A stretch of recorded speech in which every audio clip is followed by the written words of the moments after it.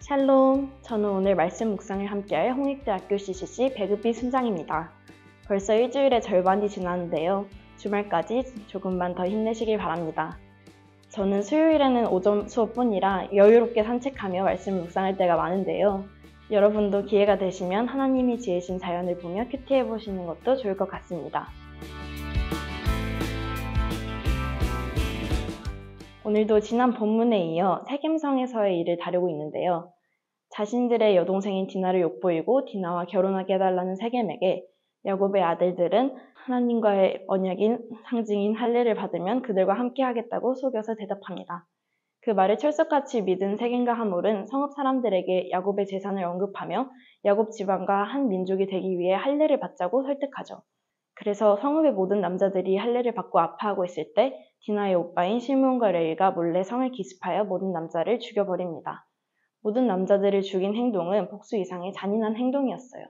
그런데 그게 다가 아니라 디나를 구출해서 집에 데려다 놓고는 다른 형제들까지 합세해 그 성읍에 있는 모든 재산을 약탈합니다. 약탈은 이제 여동생의 복수가 아닌 탐욕에서 비롯된 행위였어요. 이러한 상황을 알고 아버지 야곱은 혼을 냅니다. 그런데 야곱이 화를 낸 이유를 들어보면 자신의 아내를 위협했기 때문이라고 합니다. 하나님의 언약인 할례를 함부로 이용했기 때문도 아니고 살육과 약탈이라는 큰 범죄 행위를 저지른 것 때문도 아니고 작은 부족인 자신이 다른 연합군에게 죽임을 당할까 봐 화를 낸다니 야곱의 모습이 참 한심합니다. 애초에 야곱은 딸 디나의 상황에도 아버지로서 제대로 대처하지 않았습니다. 분노하는 아들들이 얌전히 화친하자는 약속을 할 때도 가만히 두고 보았습니다. 부모로서, 믿음의 선배로서 제대로 된 본을 보이지 못했기 때문에 아들들도 속임수로 살인과 약탈이라는 엄청난 악행을 저지릅니다. 저는 오늘 본문 같은 성경의 충격적인 사건들을 볼 때마다 어떻게 성경에 이런 일이 나올 수 있을까 하는 생각이 드는데요. 그럴 때 죄의 영향력을 실감하는 것 같습니다. 일단 시므온과 레위가 수단으로 사용한 속임수는 야곱이 사용했던 방식이죠.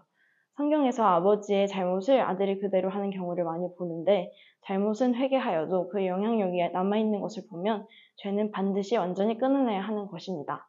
또 죄는 또 다른 죄를 부르는 것 같습니다.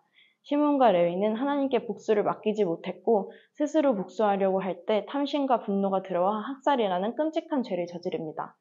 저도 처음에는 작은 불만이었는데 입으로 내뱉을 때 점점 더 화가 나서 더 심한 말을 하고 크게 화를 낸 적이 많은데요.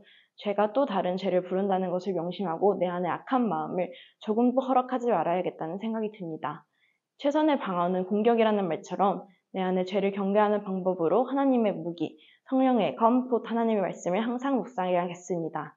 그리고 마지막으로 이 모든 상황이 벌어지기까지 아무런 개입도 하지 않은 야곱의 책임에 대해 생각해 보았는데요. 야곱은 자기에게 피해가 생길 것 같은 상황이 되어서야 화를 냈습니다.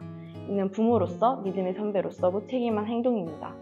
하나님 앞에 옳은 것을 분별하고 옳지 않은 일에 적극적으로 개입하는 것이 그리스도인의 책임이라고 생각합니다. 저도 옳지 않은 일에 대해서는 관계를 위해 못 본 척하는 것이 아니라 지혜롭게 권면할 수 있는 사람이 되도록 더 기도해야겠습니다. 풍삼 독자 여러분은 삶의 문제가 생겼을 때 어떠한 원칙을 가지고 대처하시나요? 오늘 말씀을 묵상하며 문제를 대하는 방식이 성경이 되기를 소망합니다. 풍삼 독자님들도 오늘 묵상한 말씀으로 죄를 이기는 하루, 하나님 앞에 옳은 삶을 살아가는 하루가 되시길 축복합니다. 샬롬!